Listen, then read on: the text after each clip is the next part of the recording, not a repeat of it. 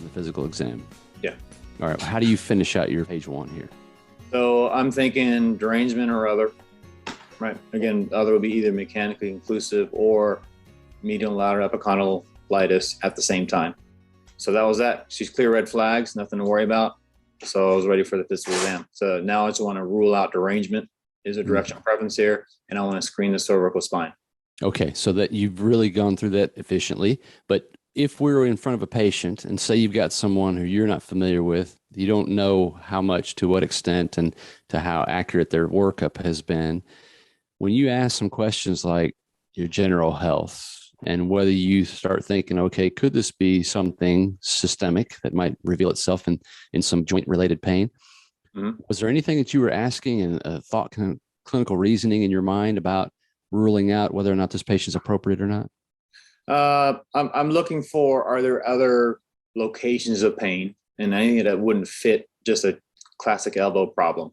Got it. Whether it's elbow pain from the elbow or from the cervical spine. Are there any other red flags, as in, how's your health? Do you have any other conditions we have to worry about? I always ask them, is there any other health condition you got to worry about, we need to be concerned of, that you haven't told me about, I haven't asked you about, or anything else you think I should know?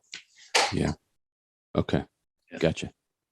All right. And so at page 1, again, your derangement other, you're either cervical spine or elbow. That's where your head is.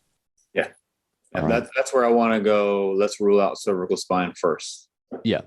Getting the patient's permission and all. Sure. Mm-hmm. So I'm going to let you walk us through the physical exam, but help us also appreciate, okay, what's the 1 or 2 things that you could have the patient do that would illustrate and really rule in or rule out mechanically inconclusive or other versus derangement?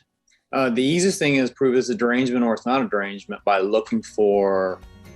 Month after month, new guest experts like Jonathan Dolutan sharing actual patient cases like this one and access to all the past. Check out case conversations at mechanicalcareforum.com.